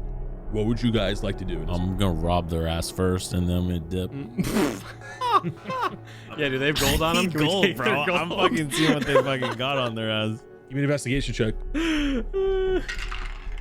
17 for me. It's a 10 for me. Yep, they definitely have money on them. Let's see. Roll a percentile dice here. See how much. Oh wow, that's an ominous number. Roll a 66. They have about 10 gold on them between the two. Cool. I'm gonna just grab it off of them and just kind of throw it to the crowd, and then as everyone's fighting over the gold, we're just gonna dip into the knots. Love it. You see people lunge at the gold as like, because all these people are wearing like tattered clothes because they live within the knots or around it, and they just like all jump for it, and they're like shooting, yeah, they're all like really happy that this is happening. It's like a great moment in your day as you guys make a break for it. And as we're running, I'm telling Armos about like hit all the halflings I saw in the knots. Oh. You guys notice that it's starting to get darker out. It's getting later in the evening. It's about maybe like 8 or 9 as the sun's starting to go down. What do you guys want to do? And there's no taverns or anything in the knots, is there? I like that idea that we're high-fiving and we want to go find a tavern in the knots to hang out in. Yeah. Where we can talk about everything that just happened. Okay. So you guys decide to go into the knots, and you guys are looking around. So just like I was telling minutes before, it's a very run-down part of town. Nothing looks taken care of. You know by how the city's laid out that there's no shops in the knots. It's just housing. You see that the deeper as you go into the knots, the more run down it is. You don't see any businesses like a tavern that would be like, hey, I'm a tavern, come inside. But go ahead and give me an perception check. 10. Everybody. 3. 11. You guys don't find anything that would resemble a tavern here. You do see people like drinking on like street corners and stuff, hanging out like but they're all like respective to their homes. Can I just ask one of them where to get a drink? Yeah, go ahead. I go up to the toughest looking person I see. So from where you're standing, there's like a couple of people drinking what looks like at maybe outside of like a house. You walk over and they're sitting down on like boxes. There's about 5 of them, and they're all like laughing to each other, throwing like rocks into like an old tin cup. One of these like burlier looking dudes like looks down at you and goes, what are you doing here? Whoa, hey, I don't know why you're reaching me with so much, I don't know why there's so much hostility right off the bat, but hey, we just want to find a place to drink. You know, a spot where some ruffians like us can get some grub and a drink? Make me a deception check. Because I said ruffians? Yes. Damn it. That's exactly what. Literally, because Yeah. what is my, I think it's a 0, so that's 10 flat. He looks at you, he like sizes you up, and he like looks at his buddies. There's like a guy with like a headband covering one of the eyes, and you all like start like giggling to each other, like elbowing. Yeah, Drill walks over and he goes, what is this, the Weenie Hut Jr.? See, they all look up at him and go, if you guys are looking for a problem, you're about to find one, but if you're looking for a place to drink, well, you grab a bottle and you start swigging. Well, I'm about that. We just got done messing with the guards. Hate those guys. Everybody hates those guys, the freaking scum. Why? Who are you? Menace Pebblewalker of the Ivory Boulders. Nice to meet you. And I'm David. Deception check. Fuck, dude. 14. Okay, David and Menace Pebblewalker of the Ivory Boulders. He has some generic name and extremely elegant name. And this is Sid. They're all like looking at each other. As Sid stands up and goes, okay, this conversation is just getting weirder and weirder. But I like you. He throws over a bottle. It's an unmarked bottle. It has 3 X's on it. It has like a cork on it. It's you can tell just by the pungent smell that it's alcohol. I slap down like a couple copper pieces. So you throw down a couple of copper, like a handful. Yeah. And they kind of just like look at you and raise an eyebrow. He goes, what the hell do you want me to do with that? Oh, it's just, It's copper. what, do you not use copper here? Am I missing something? If I get change from like, if I get change for buying gum for my kid. I throw down 2 silver pieces for the drink. This That's it's what I'm just a talking thank about. you for He the goes and drinks, he buddy. And I picks them up and bites one of them to make sure it's real. The guys start laughing. hey, you like dragon chess? Kid likes Dragon Chess. That's my kind of guy. I also hate Dragon Chess. I meant, do you like dice games? Oh, I love dice games. I'll tell you what, how about if I beat you in some dice games, you give us some information about this area? Okay, what do I get if I win? Fuck it, yeah, I'm gonna make it interesting. I slap down a bottle of potion of healing. I say, hey, tell you what, if I win, you give me any information I need, but if you win, I'll give you a big old potion of healing. How about that? He looks at his friends. Okay, I'll do that. Let's go. All right, so he gets off his box. He stands up. He takes out 3 dice. Take out 3 d6 for me. Yes, sir. Here are the rules. You're gonna shoot some dice. He gives you 3 dice. You're gonna shoot against the wall. 1, 2, 3, automatic loss. 4, 5, 6 is an automatic win. After that, it's the highest roll. I just go, all right, sounds good to me. Go. I haven't played All right. this before. Sounds fun. There you go. Shoot the dice.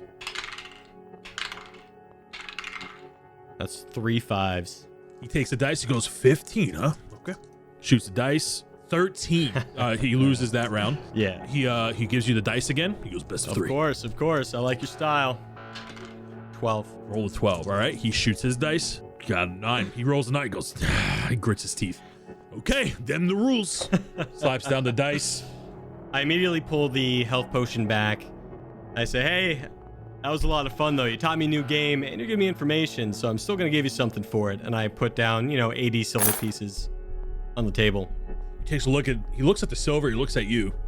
He goes, I may not have much here. Well, I have more where it counts, but I don't need your pity money, but I appreciate the gesture. And he slides back the 80 silver towards you. But he's like, but a deal's a deal, and I'm going to honor it. And you see a guy in the background. He goes, I'll take the silver. You go, shut up, Benson. What do you want to know? All right. Listen, you don't happen to know anybody by the name of Duncan, do you?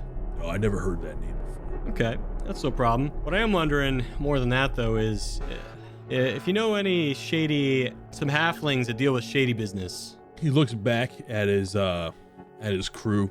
He looks back at you. He goes, I don't know any halflings that particularly do shady business, but there is, a place around town where you could probably go to find some shady fellows. Oh, where would that be? He looks back at his crew. And he's a bit reluctant to say. I'm just like tossing the dice up and down with a big smirk. There is a place here you can go. Yeah, it's a place where shady people tend to go. Now, I've never been, but I can tell you its name. It's called the Thieves' Forge. The Thieves' Forge. And got a little map you could draw me real quick. I rip out a piece of paper and put it over to him. He takes the paper and he scribbles something on it and folds it up. He gives it back to you. So you make sure you don't lose that. Put that in your pocket right now. Yeah, immediately put it in my, just one of my leather pockets. Could we see what he wrote down? Yeah, I look at it first. I open it, look at it, and then... It says, I ain't no snitch. I knew it was going to say some dumb shit, bro. Son of a bitch. Yeah, it's at a corner of get a map and fuck off. I give the paper to... I just shake my head and give the paper to Drell. So I poke my head out of the shadows. I cast Friends on the guy. And Okay. so for the duration, you have advantage on all charisma checks. If you're going to cast this spell, you're going to look like you're casting a spell. But if you're trying to do it in secret, you're going to have to do either A, a sleight of hand check, or B, a stealth check to hide the fact that you're casting a spell. Okay. Which one? Your choice, sleight of hand or stealth. Yeah, they're both +0. So I got an 11. As he's about to say something, one of his crew members in the back, he goes, yo, he's doing something shady. He's doing something shady. And they all look at you and they see you that you're casting something. You're doing these weird hand movements. They know that you're trying to now cast a spell and they're getting hostile towards you. They all make a dash for it. They run away. Yeah, they're all trying to But what run about away. the guy that was right in front of us? Yeah, I just want the main guy that's right in front of me. Can we roll for initiative to try and... All right, Minus, what are you doing? Yeah, so... I like to think Drell and I just immediately... The others run off, but we immediately just grab him by, the back of the neck to try to... Yeah, you grab him. He's trying to score him out of place. He's now technically grappled by you as you're able to like hold on to him. He's not able to get very far. You stop him in his tracks. So what are you guys asking? He's like trying to score him out. He's like, let me go. And he's like, cannot. It's your show now, Yeah, Armos. yeah. So This is your wheelhouse. So with my racial ability, I start really trying to. One of the things that I could do is that I can make my voice 3 times as loud, and I'm like, "How dare you try to leave us with some janky ass map?" And then at the exact same time, I can alter the appearance of my eyes, and I make them change into kind of flame-looking like images. Jeez. Roll with advantage. So I got a 16. And oh wait, so it's intimidation, so I get +5, so that'd be a already 21. good. Okay, this guy is thoroughly intimidated. He's like, okay, I'm cool. What do you Tell us what we want to know. want to know? What do you want to know? We cool. Is Thieves Forge an actual place, or are you pulling our fucking legs? No, it's real. It's a real place. Say that so loud. I was trying to give you some honest information with the letter. I honestly don't know where it is. Okay, I never been invited. I create rumbling of thunder, and ravens start crying at the exact same time as I'm like, where is it? I don't know. He's like freaking out. And he's like, I don't know. It's obviously somewhere around here. I don't know. I've never been invited. Oh, you don't know anyone who would know. And what do you mean invited? Listen, if you're a type of guy, it's not like me, okay? We just hang out, we cause trouble, we riff-raff, we catcall girls, okay? We're not like big-time bank robbers or anything like that, okay? We're just people who live here, right? The Thieves Forge is for like people who do like big-time stuff, okay? They're the ones smuggling stuff. They're the ones robbing banks or like stealing from stores, like ones beating on the Red Guard members, you know? Those are all those people. Those are like big time. We don't do that stuff. You should ask him how we get invited. Give me an insight. Give me an insight check. All of us, or who? Yeah, everybody. 16 for me. 15. So with a 15, 15 is more than you need. You're convinced that this guy's telling you the truth about the information he's giving you. Drill just lets go of him and he kicks him in the butt and tells him to get out of here. Just to make sure that he doesn't run, I Eldritch blast something on one of the tables near us, and the thing goes fucking flying. I'm like, The cup just explodes. that's you if you try to run anywhere. Okay, we cool. He's like straightening out his clothes, keeps his hands to his side. He's like, cool, man. We cool. If you've lived here your entire life, you know where all the bad people are. You think big game is gonna waste time and like have like a easy way of finding them if they're like people who do big time crime? Trying to think of how we can. Well, we didn't ask him how to get invited, and we... How do we get invited? Awesome. My eyes are flaming again. Oh, okay. Listen, I'm assuming if you're trying to get in with the big boys, you gotta do big boy shit. You know what I'm saying? You gotta rob, you gotta shake things up. I'm sure they'll find you. Well, we already messed up some guards. Is that not good enough? I mean, it's good enough for me, you know what I'm saying? I fist bump him for a sec for getting we're enemies. Red guards suck around here. They suck. Always harassing us just because we're a little different. He like looks, he shows his like ear, and he has like a really large ear. It's cauliflowered over, but it's like twice the size of his other ear. He goes, they won't stop making fun of this, man. I'm really like insecure about it. And every time I walk by, they'll go like, oh, look, it's old big ears. What? What's wrong with your ears? They look fine to me. Thank you. You know, I mean, a little different. You don't have to smooth talk. What? I'm not smooth talking to you. You literally just look awesome to me. I don't know. What are we talking about here? I think we let him go at this point. So Thieves Forge is where we need to go. Smugglers there. Okay. What's this dice guy's name? What's your name? Chester. Did he do a deception check? Do I believe him? Give me an insight check. I got 21. His name is Chester. Wait, I got a 22. Oh, His name is Chester. Okay, now that sounds. His name's Chester. He's telling the truth. Last thing that we do before we let him go is I have Minus take a self-portrait of, like, write out what this guy looks like. we spend literally 10 minutes like Armos holding him at Eldritch Blast point, and I draw those two together. I'm like, we're gonna remember your face. He has a small nose, scruffy beard, short to the face, roundish cheeks, one cauliflowered ear, brown eyes, pleasantly well taken care of eyebrows, and he has a little scar on his forehead that's hidden by a headband. Brown curly hair. Perfect. And I tell him if we run into any trouble, we're coming back to find him. He like takes a few steps back. He like brushes off his shirt, his pants. He goes, "Hey, listen, man, that's fair. You do what you gotta do. I do what I gotta do, and you all gotta do what we gotta do." Now he bolts. He just mid-sentence, he just bolts the other way and he runs. I shoot an Eldritch Blast like at his feet, not like trying to hit his feet, but just to make him run a little faster. And And he just he does a little jump and he runs. I shake my head sadly and to myself I go, "Oh, we could have been great friends." All right, I think we just got to get to bed, guys. You guys make your way back to the inn. It's around 9, 10-ish at night. It's dark out, but there are still plenty of people in the streets. As a matter of fact, everyone's like drinking. All the stores have closed down in the Red Spring district, but taverns and street vendors like that sell food are still open. There's a lot of people still on the street, but like they're more relaxing and having a good time. So you go into your tavern, and just like what the barkeep mentioned before, what Monson mentioned before is that there's a bar in there, and there's actually a few of them, and they're playing music. It's very loud.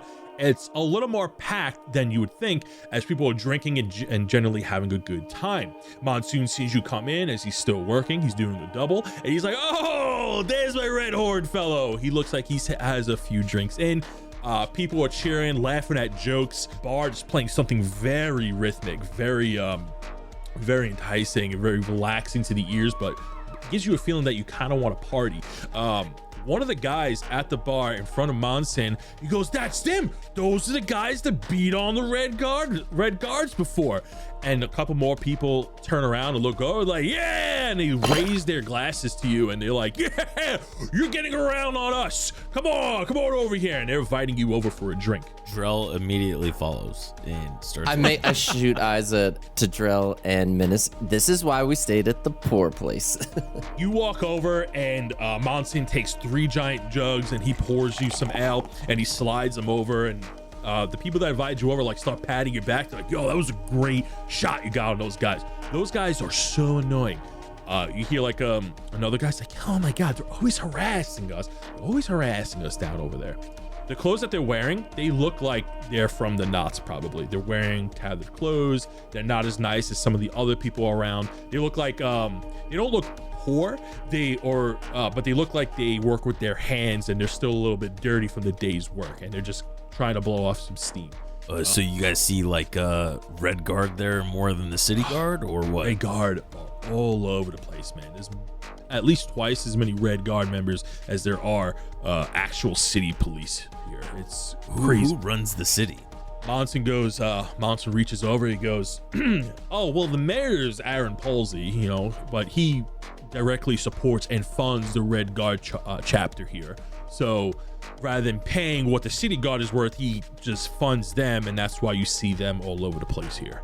And how long has it been like that? She kicks back, he does like a little raspberry. And the other 3 guys that invite you over to a drink, they all go, "Oh, years now. Ever since the Queen put the that ban in place, they're just constantly harassing everybody. Some of them take it way more serious than the others." And are they looking for something specific, or are they just bugging you guys to bug? They're looking for blood shards. Why? Well, the Queen put a ban on them. But what makes them think you guys have any? Well, no, they don't think that we have them. People come in here and try to fence them. They try to get in the city because there's a whole black market there to buy and sell. But people try to get through here, and you'd be surprised where they just end up. Sometimes people just have them in their weapons or just carrying them because people want them. Yeah. Why people would want to bother with those things anyway, it's crazy, but fucking dumb, am I right? One of the other guys chimes back in and goes, yo, somebody actually put one in their gooch. Would you believe that? Somebody put a whole bag of red shards in their gooch. Should we believe that? And he goes back to drinking. Fucking crazy. Drell like immediately covers his face with his beer like as he's drinking it. They all start laughing. It's like, oh man, that guy was nuts. He got jailed. He's still in there. I think he's serving like 2 more years. That guy. I nudged Drell and whispered, "Didn't you do that?" I stomp Menace on his hoof as hard as I can. As that's going on, it just to keep the conversation flowing, I ask him, "What do you think they do with the blood shards?" Monson turns to you and goes, what do you mean, the Red Guard? They confiscate them. They're trying to, I don't know if you know what the blood shards do, but people who have blood shards in their weapons, that's really the problem here. People try to do crazy stuff with them, like, science experiments and things like that, but people started putting them in weapons and, whenever there's crime about, they usually have blood shard weapons on them. One of the other guys leans back over and goes, well, I think it's because of Lord Baron. They kind of got into it over like the last couple of years or so, and they don't like each other, and he's trying to collect them. So I think she just wants it for, a point of power. But that's just me. That's politics. You know what I'm saying? I ain't getting into that. And the other 2 guys that are in that group, they go, oh, here he goes again with the freaking the theories and shit. So who runs this black market? Monson answers and he goes, it's just like, people buying and selling. I don't think it's like an organization of people, selling red shards. It's just like, they're pretty valuable. I don't know. How much would you say they go for? Oh, last time, the other guy chimes back in. Last I checked, about, I don't know. They run like 1,000 gold a shard. Minna spits out his drink. Monson goes, oh, little guy, can you see old enough? What's going on here? And then everyone watching him spinning, go, hey, get him another round. Then he passes you another beer. Like rearranges his crotch with the shards. I immediately shoot a shot to Drell. Like, but he avoids eye contact with both Menace and Armos, just super awkwardly. The 3 guys go, yo, listen, we're about to grab some food and grab a table. You guys want to go play some like games or something? Go play some drinking games, get some food. Come on, let's go. Guys, I'll distract these ones. This might be dangerous. I'll play games with them while you figure the other stuff out. Because they all cheer. People are cheering for the bard again. Can Drell kind of wants to listen to like one of the songs that the bard is singing? Oh yeah. Did you prepare a musical piece? I did not prepare a musical piece. So they're not singing. They're actually doing like tricks and like musical performances. So you got a bard standing on like a little makeshift stage, and he's playing his lute and blowing it to a harmonica at the same time, while there's another bard like doing these crazy tricks like a juggling act, but he's juggling like one of the items is like a chair, another one is like a mug full of ale, another one is like an iron ball that he seems to throw up seamlessly. The mug with ale never spills because of how fast he's spinning it, and it looks like as he's doing these tricks, he's doing the tricks to in rhythm with the music that the other bard is playing. And every time there's a note like emphasized, another object gets thrown in, really wowing the crowd. The other guy reaches over, the one you were just talking to, he goes, all right, Monson, we're gonna need a couple order of them tasty tavern breadsticks. I'm gonna need a cup of bacon. We're gonna make that a few cups of bacon. I'm gonna need a mutton. I'm gonna need more drinks. And Monson goes, okay, Terry. Okay, yeah. What else do you want, Terry? He goes, I'm gonna need some elven artichoke dip. Yep, that's the thing here. Yep, I need some elven artichoke dip. He goes, of course. He writes all that down. He goes to grab the food, grabs you guys. You guys get a table that's like kind of near the center of all the action. You get a good spot to see the show. So it's just us 3, or is it with the other? There's 6 of you total. There's 3 guys, and then there's 3 of you. The guy who just ordered, his name is Terry. You overheard him talking to Monson. Terry sits down and goes, hey, well, nice to meet you boys. My name's Terry. This is Bill, and this is Nil. They're brothers. All 3 of them are human. What are your names? I'm David. The 3 of them look over to each other. Monson goes, shakes his head in the background as they look at him. And deception check, please. At this point, I should roll with advantage. I've been lying to people all day. Yeah, he's got good at it, right? It's a 12. Oh, it's good. Okay, David. It gives you a wink.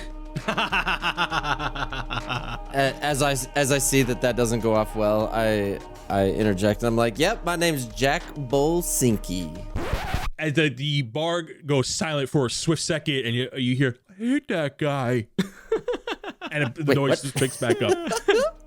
I'm Menace, and this is Sid, and this is Sid Jr. number 1, and Sid Jr. number 2, and this is Sid Jr. number 3, and this is Sid Jr. number 4. Oh, and this is Sid Jr. number 5. Oh, and that's Sid Jr. Jr. We named him that because he's the smallest. This one's Sid Jr. Jr. Jr. We named him that because he likes to pretend he's Sid Jr. just as a joke, and I'm just like listing off every single one as I go. As you list them off smaller, they get higher and higher pitch as you go down the list.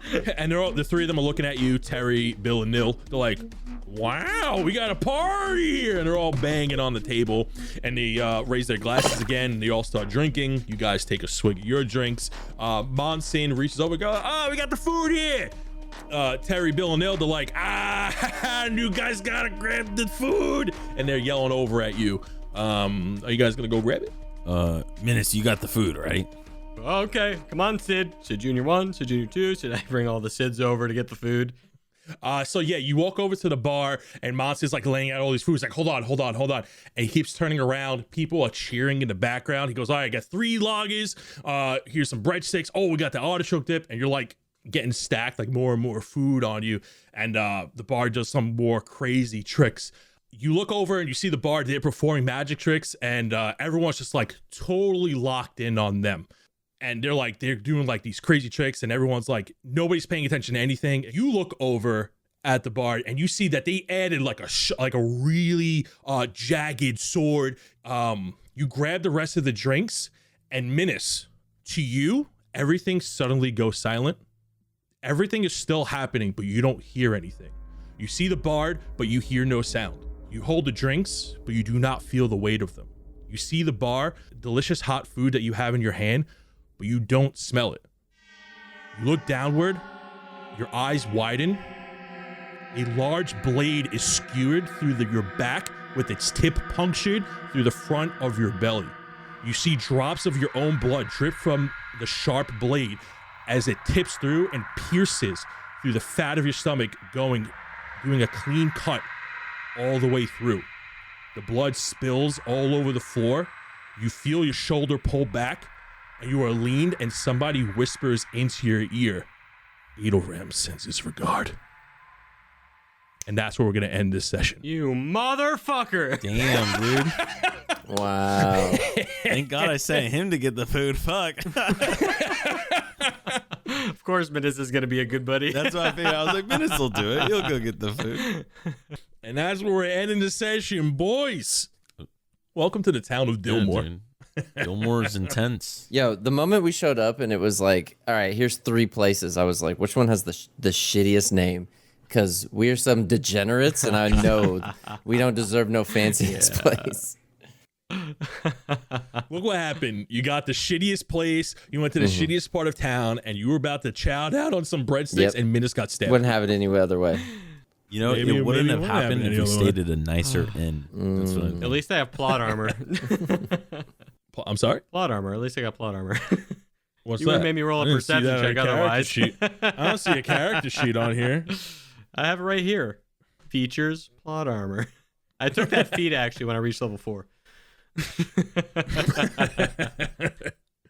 I doubt I would get stabbed without rolling a perception check, and I would just be killed. That would be fucked up, and I would leave the podcast. So here's the thing, bud. Hey, we'll talk about it right now before we go into the after thing. There was actually a check, but it wasn't up to you because there was a perception. This is a passive perception check because this is a sneak attack. And you were in a crowded bar in a party. I did roll for it. That's fun.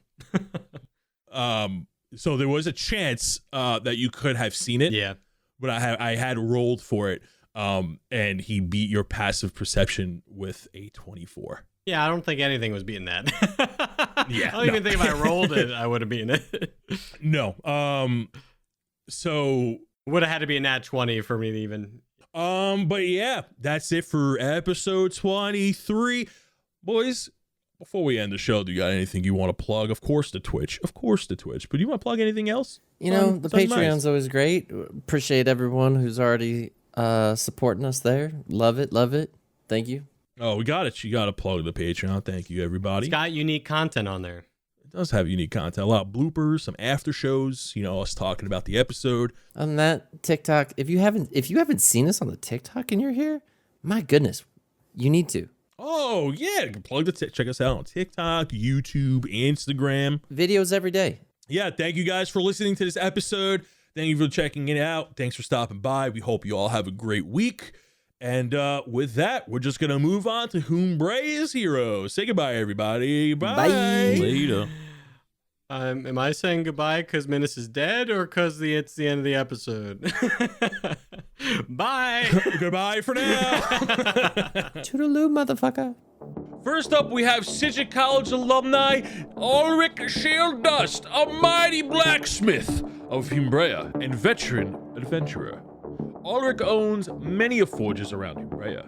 You can find shield-heart forges in different cities in South Trillis. Legend has it, he once used a shield as a frisbee to decapitate a dragon. It was dope.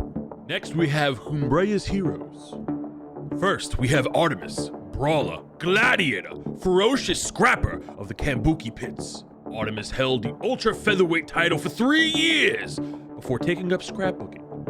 Joshua Weaver is Humbrea's famous tailor and leatherworker, making the finest travel bags any adventurer would need. For fun, he'll make a bag of devouring and sell it off as a normal bag. Not sure why he does this, but no adventurer has complained yet. Probably because they were eaten. Pascal Elliott is a Humbrea's hero and artist for DND404. She's a wild magic artist, keeping the lands full of vibrant colors, defending us from the color beige. We cannot thank you enough. Last, we have Man with Glass, full of sass and has one hell of a knack for glass blowing. Man with Glass is now accepting pre-orders on new vases. Get them while you can. Thank you so much, loyal Patreon supporters. We love you. We can't thank you enough for supporting the podcast. I'm saying a lot of peace because I'm stressing out my pop filter that made me buy. See ya.